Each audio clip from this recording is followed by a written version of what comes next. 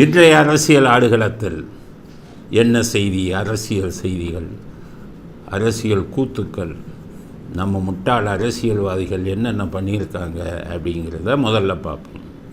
முதல் செய்தி, சட்டசபையில் மசோதா நிறைவேற்றுறாங்க. யார்? ஸ்டாலின். என்ன மசோதா தெரியுமா?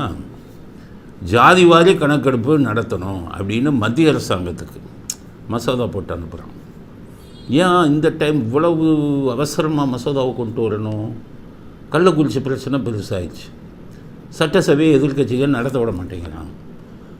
அதிமுககாரங்கள்லாம் இப்போ உங்கள் எம்எல்ஏக்கள்லாம் பெரிய பிரச்சனை பண்ணி இந்த கோமாளி அப்பாவும் எல்லாத்தையும் தூக்கி வெளில போடு, எல்லாத்தையும் சஸ்பெண்ட் பண்ணு, யாருமே பேசக்கூடாது, பேசுனா பதிவாகாதான், சட்டசபை குறிப்புகளில் பதிவாகாதான், பத்திரிகைகள் டிவிகள் யாரும் இதை போட்டாங்கன்னா அது தப்பான் அப்படின்னு ஒரு இது போட்டார்.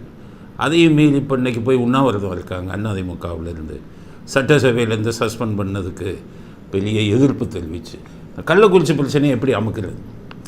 இந்த டைமில் என்ன பண்ணலான்ட்டா, சாதிவாரி கணக்கெடுப்புன்னு மக்களை ஏமாற்றலாம்ல, ஜாதி வாரியாக நான் எடுக்க போகிறேன் அப்படின்னு ஒரு மசோதாவை இந்த கோமாளிகளின் கூட்டம் எல்லாம் மசோதாவை நிறைவேற்றி மத்திய அரசாங்கத்துக்கு ஜாதி வாரி கணக்கெடுக்கணும், இந்தியா புறம் அப்படின்னு கேட்குது. இப்போ ஜாதிக்கு எதிராக நிறைய இது வந்துருச்சு, விழிப்புணர்வு.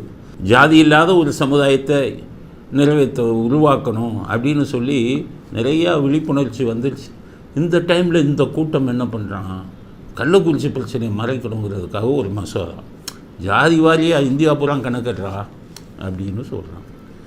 பாரதியார் என்ன சொன்னார்னா, சுதந்திரத்துக்கு முன்னாடி 1000 உண்டுங்கு ஜாதி, எனின் அந்நியர் வந்து புக என்ன நீதி, ஒரு தாயின் வயிற்றில் பிறந்தோர் தம்முள் சண்டை செய்தாலும் சகோதரர் அன்றோ. ஜாதி இத்தனை ஜாதி இருந்தாலுமே நமக்குள்ள சகோதரர்களாக இருக்கணும், நமக்குள்ள சண்டைகள் இருக்கலாம் அப்படின்னு ஜாதிய ஒற்றுமைக்காக பாட்டு பாடினார், கவிதை எழுதினார். இந்த கூட்டம், திராவிட மாடல் கூட்டம், திருட்டு கூட்டம் என்ன பண்ணுச்சு, அவன் பாரதியாரே பாப்பான்ட்டாங்க. ஜாதியை எதிர்த்து பேசிய பாரதிக்கே ஜாதி சாயம் போட்டு பூசினாங்க. அவன் பாரதியார் பாப்பான், அதுதான் அவன் அப்படி பாடுறான் ஜாதிக்கு எதிராக அப்படின்ட்டு. பாரதிதாசன், அவருக்கு குருவே பாரதி தான், இவர் நான் பிராமின்டா, இவரை நம்ம தூக்கி விடுவோம்னு சொல்லி பாரதிதாசனை தூக்கி விட்டாங்க. இந்த குரூப் 1949 அந்த ராபின்சன் பூங்காவில் உட்காந்துச்சுல ஒரு கூட்டம்.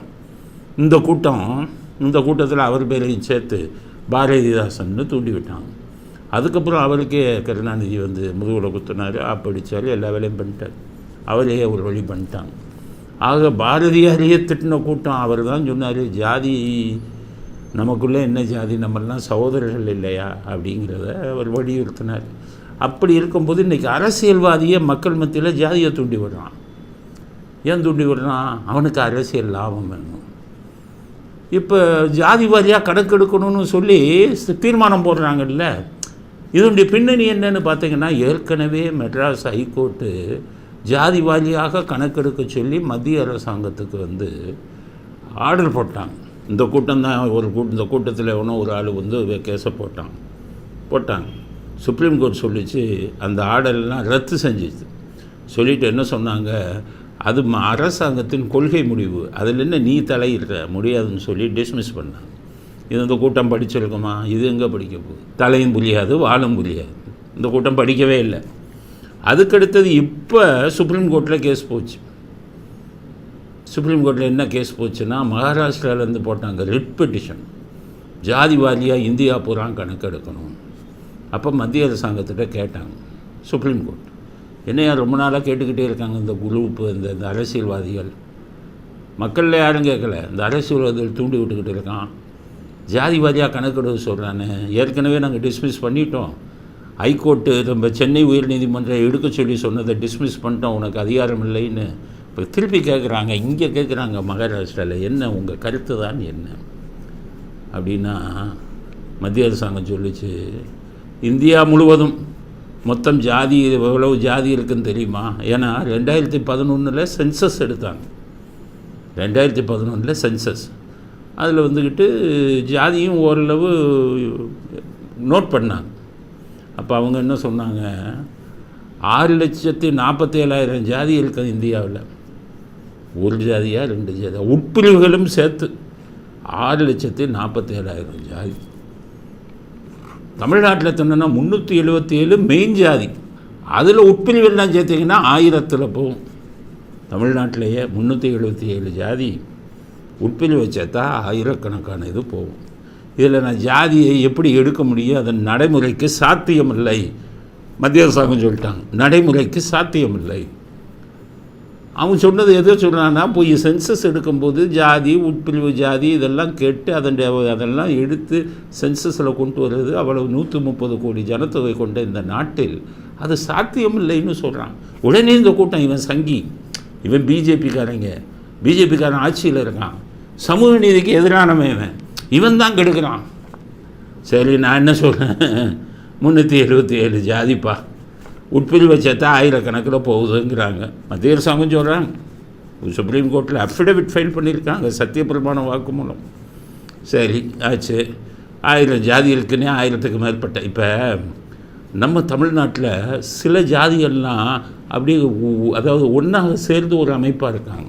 உதாரணத்துக்கு சொல்கிறேன், வன்னியர்னு எடுத்துக்கிட்டிங்கன்னா கவுண்டர்கள் வருவாங்க, படையாச்சி வருவாங்க. ஆனால் அவங்க நான் கவுண்டர், நான் படையாச்சின்னு சொல்ல மாட்டான். நான் வன்னியர்னு ஒற்றுமையாக இருந்து வாழ்ந்துக்கிட்டு இருக்கேன், நான் வன்னியர்னு சொல்லுவான். இவன் என்ன பண்ணுறான், அரசியல்வாதி, ஜாதி கணக்கு எடுத்திங்கன்னா என்ன ஆகும், உட்பிரிவையும் எடுக்கணும். அப்போ வன்னியருங்கிற ஒரு இதை உடச்சிடுவான். இவன் கவுண்டர், இவர் கவுண்டர், இவர் படையாச்சி அப்படின்னு அந்த ஜாதியை பிரித்து விட்டுருவான். ஒற்றுமையாக வாழ்ந்து கொண்டு இருக்கும் தமிழ்நாட்டில் அந்த ஜாதி உட்பிரிவுகள் ஒற்றுமையாக வாழ்ந்துக்கிட்டு இருக்கான்.